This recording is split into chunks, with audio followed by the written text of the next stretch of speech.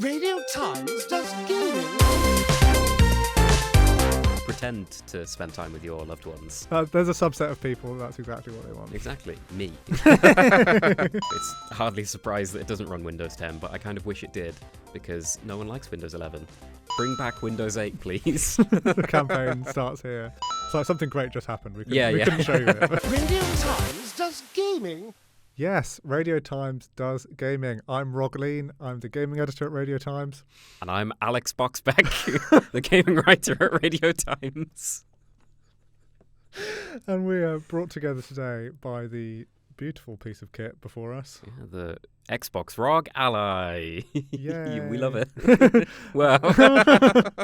And we got the name right, so that's good. Got We it did. in one. Alex, what is the ROG and why has it brought us here today? It is the Xbox version of the ASUS Rog Ally, which they released a few years ago, and now they've put an Xbox button on it. And yeah, it is the cheaper of two. It's £500 or $600 compared to the more powerful Rog Ally X, which is £800 or $1,000, which is a lot of dollars. Oof. And for that, you get a weaker CPU, a weaker GPU, 16 gig of RAM instead of 24, and 512 gig of storage instead of a terabyte. But you can put an SD card in it, which is nice. Yeah, I saw the little slot in the top there. Yeah, I do slightly wonder why they sent us this one to review. I guess it does make it a more honest review of the whole idea if you have to review the less powerful one. Yeah, that's true. I mean, we did play it at Gamescom, and we got about 10 minutes of it, and we played some Forza Horizon. I will say that it took about 3 or 4 minutes just to load Forza Horizon, but once it started playing, it was pretty good. So I was looking forward to playing it, and now I've had it for about a week and a half, 2 weeks, and I certainly have some thoughts on it. Ooh, and before we get into them, you touched on it there, but what does make this different to handhelds that have come before? What's like the point of it? So the big thing is the Xbox button. In the previous one, there was a program called Armory Crate, which is you basically used it for all of like the changing settings, optimization, and you used it to launch games, and it's very clunky and horrible. And this time, they've added the Xbox app, which is now your launcher for everything. So you don't have to use Armory Crate for everything, which is great because it sucks. And you can just use the Xbox app for everything, and it works as a really good launcher. I've got like Steam installed, and you can launch all your Steam games through the Xbox app, so you don't have to go into anything else. And yeah, that's really handy. And I would say that kind of is it, really. It is just the Xbox button. Yeah, I realised when you got it out of your bag earlier, it's also got like the controller bits that you hold on to are also pretty much the factor of an Xbox controller. That's true. It does have like Xbox controller handheld vibes, which I mean, it's an improvement on the Steam Deck, which is not very comfortable to hold, and like the Switch, because it actually has like controller arms instead of basically like a flat bit, which is not very nice. So it is comfortable to hold and game on for hours at a time. Nice. And before we get too far into what you played on it and stuff, just for people who haven't already read the spec sheet, what types of games can you run on it? Because I think there might be a misconception that you can like play Xbox console games on it. Yeah, so if you have an Xbox console and you want to play games on that, you can with remote play, but that kind of does require you to be like in the house with an internet connection, at which point you may as well just kind of play on your console. But yeah, the same as the PlayStation Portal. Yeah, but I guess it has the benefit of like, I don't know, if you're watching TV with your partner or something, but you want to not pay attention to whatever they're watching, but you still want to spend time with them, you can queue up your remote play on that and pretend to spend time with your loved ones. Yeah, love that. There's a subset of people that's exactly what they want. Exactly, me. But so you can play PC games natively on it, like a Steam Deck kind of thing. Well, it is just a PC. Yeah. Like you boot it up and it's just Windows 11, which is a shame. But I mean, they're phasing out Windows 10, so it's hardly a surprise that it doesn't run Windows 10. But I kind of wish it did, because no one likes Windows 11. So that's a point down. Yeah, I feel like they've waited until like the latest possible moment, because I've been trying to decline Windows 11 for however many years it's been since Windows 11 came into existence. Now it's finally like, no, you have to actually use Windows 11. Ironically, like, there was one thing I thought while playing on it and trying to navigate the menus, which kind of are clunky sometimes because it's a PC menu on a tiny screen. There was one time where I was kind of like, actually, this would have been the perfect time for Windows 8, like, with all the little tabs and things. It never worked on a computer, but on this, it would have been perfect. Shame. So bring back Windows 8, please. Editor's note, do not dare invoke such evil spirits. The campaign starts here. Link to the change.org in the description. Yeah, I want a Wikipedia page and I want people to remember my name. It's the guy who ruined everything. It's good to have ambitions in life. It is. Those are good ones. So tell me, with your time with it, how has it performed? What have you been playing on it? How's it been going? So the first thing I wanted to do was try some games from this year. Because it is the weaker one, I was expecting that it wouldn't perform very well, and that was the case. So I tried Borderlands 4 and Expedition 33 and Doom the Dark Ages. Borderlands 4 and Expedition 33, it kind of unsurprisingly struggled. It was kind of around 20 FPS most of the time. Every now and again, it was able to climb above 30, but not consistently enough that it was, like, playable. Doom, actually, I was surprised by. It managed kind of to run like a stable 40 FPS, and it was only really going, like, it dropped significantly when you do, like, the shield charges and you blow up 50 demons and they all explode into blood. And then it, like, drops down to, like, 2 for, like, a second and then goes back to normal. So something great just happened. We couldn't show you it. But, yeah, so none of them really ran that well. This is all at the lowest settings on 720p. But it's not a machine that's made to do that. What did surprise me was then I started playing a few games from a few years ago. So, again, I tried Forza Horizon.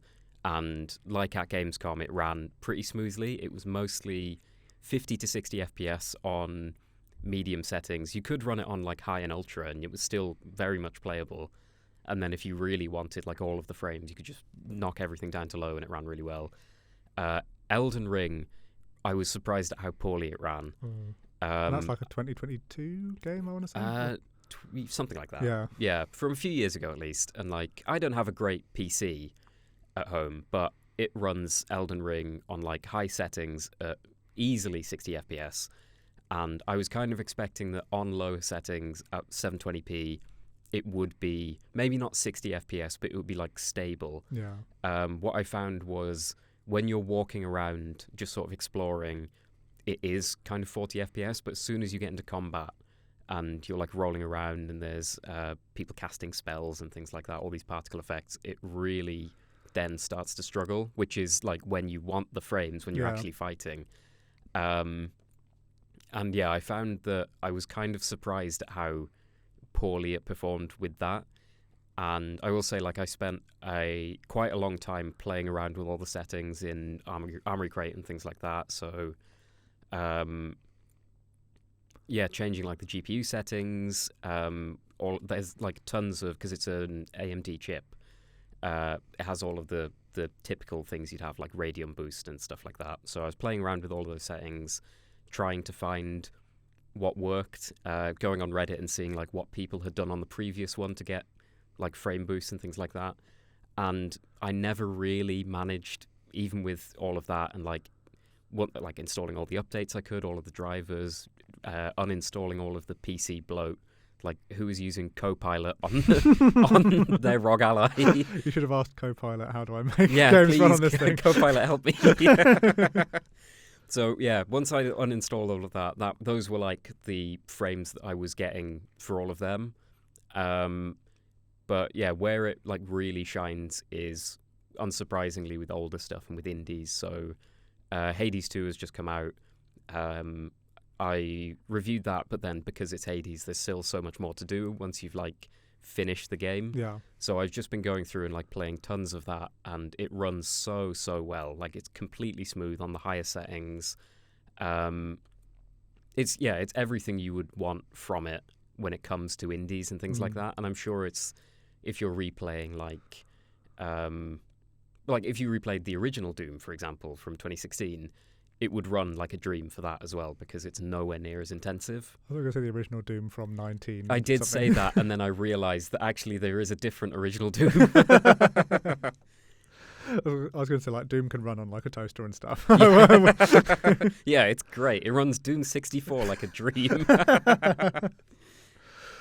I mean, that is slightly damning, I would say, the idea that it's how much. What was the price point again for this one that It we're is testing? $499.99 in the Ooh. UK and $599.99 in the United States. Which is quite a lot to pay for something that can't run current Yeah, AAA games. it is quite a lot. And in the run-up, I was thinking that there was like because I think a lot of the reasons people wanted this is because it's like a Game Pass machine.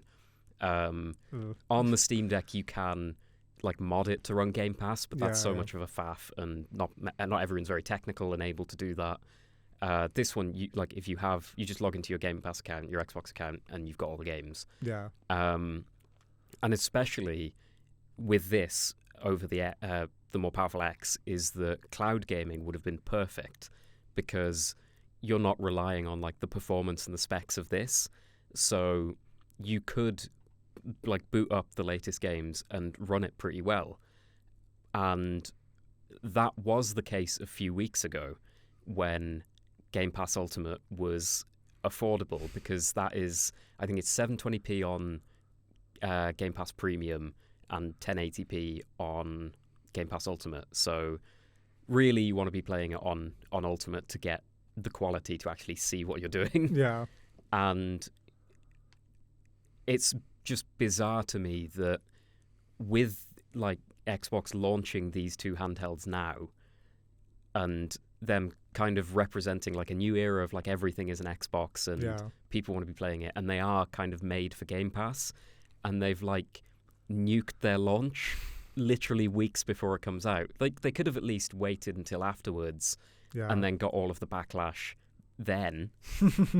Like both are bad, but one of them makes more sense from a business point of view. Yeah, I wonder if they were worried of like, if we sell people these for $499 and then the more expensive one as well, and then like within a few months of that, then like, hey, by the way, the subscription that's like kind of the lifeblood of this thing is going up, that there would be maybe they've got some kind of calculator that's like, actually that backlash would be worse because then people would be returning them, and maybe it's better for them to cancel a pre-order than it is to return them all later. I mean, so I have been subscribed to Game Pass for years. I don't have an Xbox because I can just use Game Pass on PC and get all of my Xbox games there, which is great. And that's how I've been doing it for years and years. And I've always been like a really, really big promoter of Game Pass as like something that's great value. Yeah. And it has up until now been like a really, like almost a no-brainer for me. And now it just kind of isn't. So I've got the price increase here. So previously it was £180 a year or $240 for Game Pass Ultimate. It is now £265 a year or $360 for Game Pass Ultimate, which obviously you're paying on top of the £500, $600 you're paying for this. And I assume a lot of those people are going to have an Xbox already at home. Yeah. And once all of that is added up, that's a lot of money. That's a lot of doubloons. There's a lot of doubloons. And I feel like there's some kind of mixed messaging because they did the big campaign that everything's an Xbox, including your phone and your laptop and stuff. But also they do want to sell you this thing. Yeah. And they're not doing a very good job of it. So where would you fall down on the is it worth it question? I've thought about this a lot, and I think the way I think about it's not so much a question of is it worth it as much as it is a question of who is it for. And my answer to who is it for is I don't know. So if you're like an enthusiast Xbox gamer and you want to be playing the newest titles, this is not for you because it can't run the newest titles. So in that instance, it would be worth paying the extra to get the more powerful X. And then on the flip side, if you're just getting a machine to play indie games, Hollow Knight, Hades, that kind of thing, then you could pay 250 quid and get a Steam Deck, like the most baseline Steam Deck, and you could have the exact same experience of running all of these indie games really well and also not being able to play the new games. And even if you go at the same price, you can get the best Steam Deck and you get an OLED screen, you get twice the storage, it runs at 800p instead of 1080, but with this, I've been running so much stuff at 720p anyway because it's not been able to hack anything higher, so that's not even really a benefit over it. So it just seems like at every price point, it's just beaten by something else, whether that is the Steam Deck or the more powerful Ally X. If you've already got like a previous Ally, unless you really, really, really want the Xbox button, there is zero reason to upgrade to this, if you can even really call it an upgrade. If you can even really call it an Xbox button. If you can really even call it an Xbox button. Yeah, it's not round like the controller one. Yeah, I've got the Xbox controller here. I mean, because everyone kept saying it's got an Xbox button. I thought they meant it would have this exact form of Xbox button, where it does not. It has like a little angular, quite flat button. Yeah. Another thing I think as well is that the Steam Deck has like iFixit support. So if you're using it all the time and parts break and they wear down and stuff like that, you can get replacement parts and fix it yourself. With this, there's no support for that. So like, if it breaks, I guess you send it back to Xbox and they have to do it. And no one wants to do that. Like, it's so, I don't know, it's just baffling to me because I was genuinely quite excited for this as the Game Pass machine and as something that I could use day to day, like when I'm doing reviews and stuff, and I'm not always on my PC. And it's just baffling that it could, like, all the negatives I've said about it, it could have been worth it, but that Game Pass change completely changes everything, and like that extra cost is so much for something that is already, people were already complaining is a bit pricey, and adding all of that on top, it's just, it doesn't feel like something I can really recommend to anyone when it's not cheap enough to be worthwhile like the Steam Deck, and it's not powerful enough to be worthwhile like the Ally X. So who is it for? I don't know. Is the simple answer, really. So is it worth it? No, I wouldn't say so, which is a shame. Like, I was really excited for it. Yeah, it is a shame. It's like, I think this and the PlayStation Portal, which are obviously different, I think it's good that Microsoft and Sony are both like, have seen people want handheld things, let's try and make some handheld things. But I don't think either party is quite cracked.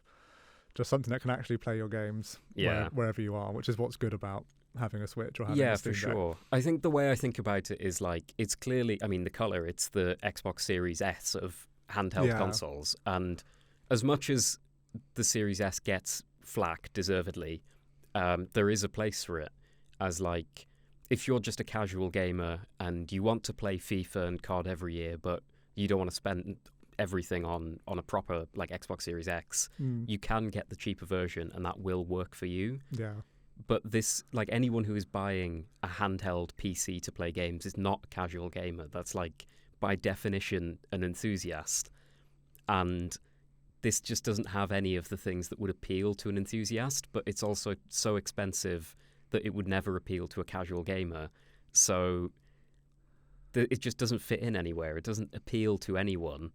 And it doesn't have anything that it doesn't beat anything, and it doesn't appeal to anyone. So I'm not really sure why it exists, other than maybe just to be a parallel to the Xbox Series S. Yeah, we want them to match. We want a big one and a little one. Yeah, like that's genuinely the only reason I can think of why they made it. Yeah, just it's very strange machine. And we do have to send this one back. Have you been thinking about what you might want in future for your handheld gaming device of choice? This is the thing. Like, I don't think it's a bad console by any means. I just don't think that there's much point in buying it over the other things. So coming out of the other side of playing this for 2 weeks, my biggest takeaway was how good value the Steam Deck is.